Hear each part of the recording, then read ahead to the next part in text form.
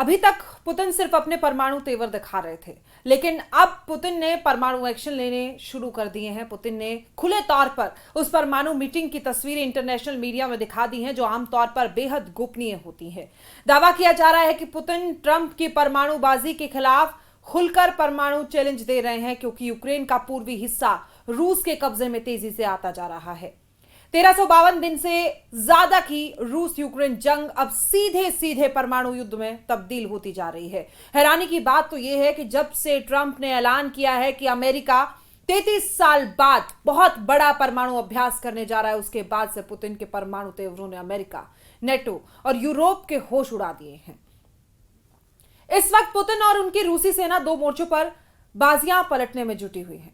पहली है पूर्वी यूक्रेन के डोनेत्स्क के पोक्रोवस्क में, जहां रूसी सेना ने यूक्रेनी सेना को चारों तरफ से घेर लिया, या ये कहें कि अब किसी भी वक्त पोक्रोवस्क में यूक्रेनी सैनिक रूसी सेना के सामने सरेंडर कर सकते हैं। इधर दूसरी तरफ राष्ट्रपति पुतिन ने अपनी सेना के चीफ, रक्षा मंत्री और परमाणु फोर्स के कमांडरों और वरिष्ठ अधिकारियों के साथ मीटिंग में खुलेआम ऐलान कर दिया है कि अगर अमेरिका परमाणु अभ्यास करता है तो रूस उससे भी बड़े स्तर पर एटमी अभ्यास करेगा, और इसको लेकर पुतिन ने अपनी परमाणु फोर्स को परमाणु तैयारी बेहद तेज करने के साफ निर्देश दे दिए हैं। पुतिन के इन परमाणु तेवरों की वजह से ट्रंप की बोलती बंद हो गई, जबकि नेटो के चीफ मार्क रूट ने रूस और राष्ट्रपति पुतिन को नेटो और यूरोप के लिए कभी भी खत्म ना होने वाला खतरा बना दिया है। हम आपको दिखाने जा रहे हैं कि कैसे पुतिन ने जमीन पर यूक्रेन, अमेरिका और नेटो को चारों खाने चित कर दिया, जबकि दूसरी तरफ अपने परमाणु हथियारों से अमेरिका और यूरोप को खुला परमाणु युद्ध का चैलेंज भी दे दिया है। राष्ट्रपति पुतिन और रूस के रक्षा मंत्री और रूस की सेना के चीफ, या ये 37 सेकंड का वीडियो यूक्रेन के साथ साथ अमेरिका, यूरोप और नेटो देशों में तहलका मचा चुका है।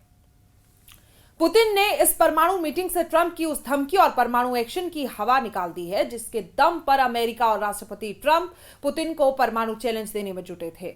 हम आपको पूरी खबर दिखाने जा रहे हैं, लेकिन पहले ये देख लीजिए रूस की परमाणु फोर्सेस से जुड़ी इस परमाणु मीटिंग में पुतिन के तेवरों से क्या संदेश राष्ट्रपति ट्रंप को दिया गया। इस मीटिंग में राष्ट्रपति पुतिन, रूसी सेना के chief commander general Valery Gerasimov साफ तौर पर देखे जा सकते हैं।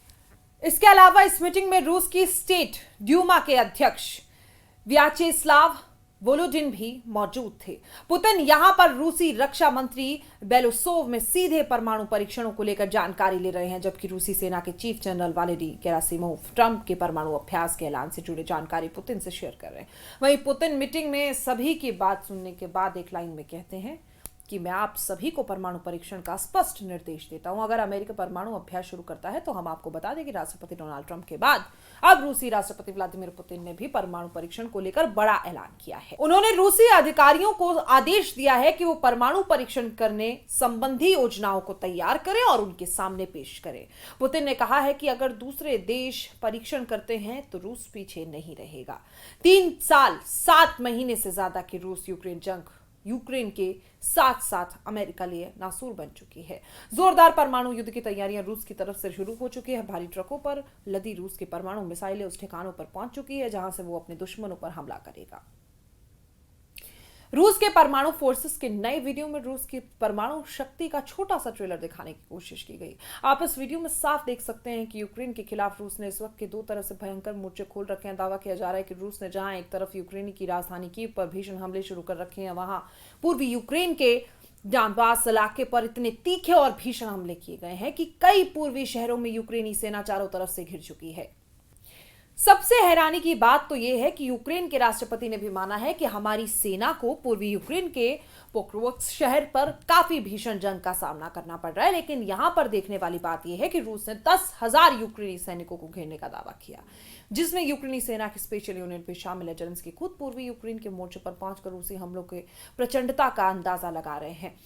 रूसी और यूक्रेनी सेनाएं यूक्रेन के पूर्वी शहरों पोक्रोवस्क और मैनोरहाट में भीषण जंग कर रही है। दावा किया जा रहा है कि रूसी सेना डोनेत्स्क के पोक्रोवस्क में और मैनोरहाट के बड़े इलाकों पर कब्जा कर चुकी है। रूसी सेना प्रमुख वालेरी गेरासिमोव में राष्ट्रपति व्लादिमीर पुतिन के सामने दावा किया है कि रूस की दूसरी और 51वीं संयुक्त शस्त्र सेनाओं ने मिलकर यूक्रेनी सेनाओं पर भीषण हमला किया है। रूसी सेना प्रमुख वालेरी गेरासिमोव का यहां तक दावा है कि हमारी सेना की 2 यूनिट पोक्रोवस्क और मैनोरहाट में दुश्मन के खिलाफ जबरदस्त जीत हासिल कर रही है। दावा तो यहां तक किया गया है कि घेरे गए 5500 यूक्रेनी सैनिकों आ चुके हैं, जिसमें यूक्रेन के विशेष एयरबोर्न यूनिट और समुद्री लड़ाकू इकाइयां यानी कि बरानी यूनिट के कमांडो तक रूसी सेना घेर चुकी है। रूस के राष्ट्रपति व्लादिमीर पुतिन ने रक्षा मंत्रालय को 3 क्षेत्रों में घिरे यूक्रेन के सैनिकों की वास्तविक स्थिति को दिखाने के लिए विदेशी मीडिया को सुरक्षित पहुंच प्रदान करने का आदेश दिया। यानी इंटरनेशनल मीडिया के लिए रूसी सेना ऐसा सुरक्षित गलियारा बना रही है जहां से इंटरनेशनल मीडिया के पत्रकार पोक्रोव्स्क में घुसकर सरेंडर की स्थिति में पहुंच चुके यूक्रेनी सेना के हालात देख सकते हैं कि रूसी सेना मीडिया को घेरे हुए क्रास्नोअर्स्क, दिमित्रोव और कुपियांस्क के इलाकों का दौरा भी करने जा रही है ताकि ट्रंप और जेलेंस्की की जीत के दावों की पोल खोली जा सके। हालांकि यूक्रेन के राष्ट्रपति व्लादिमीर जेलेंस्की ने भी माना है कि पोक्रोव्स्क में रूसी सेना ने बहुत बड़ा हमला किया जहां पर भीषण लड़ाई चल रही है। जेलेंस्की ने एक बार फिर से मित्र देशों से अपील की है कि यूक्रेन को घातक और लंबी दूरी के हथियारों की सख्त जरूरत है। रूसी सेना यूक्रेन के पूर्वी शहर पोक्रोव्स्क में तेजी से फैल रही है। पोक्रोव्स्क को शहर है जहां पिछले हफ्ते दोनों पक्षों के हजारों सैनिक मारे गए थे। इस इलाके में रूसी सेना 21 महीने से यूक्रेनी सेना को तबाह करने में जुटी है। अब दावा किया जा रहा है कि 21 महीने बाद रूसी सेना पोक्रोव्स्क पर कब्जा करने के अंतिम पड़ाव में पहुंच चुकी है। वॉशिंगटन स्थित think tank institute for the study of war यानी ISW के मुताबिक जियोलोकेशन फुटेज में रूसी सैनिकों को मध्य उत्तरी और उत्तर पूर्वी पोक्रोव्स्क में दिखाया गया है। रूस डोनेत्स्क क्षेत्र के बाकी खाली हिस्सों पर कब्जा करने के लिए पोक्रोव्स्क और पड़ोसी मैरोहरात पर पूरी तरह से कब्जा करने को जरूरी मानता है। रूस ने लगभग 2 साल पहले पूर्व में 39 किलोमीटर दूर अवदिक्वा पर कब्जा करने के बाद इस शहर पर अपनी नजरें गड़ा दी। रूसी रक्षा मंत्रालय के मुताबिक पोक्रोव्स्क में यूक्रेनी सेना की रसद की सप्लाई को तबाह कर दिया गया।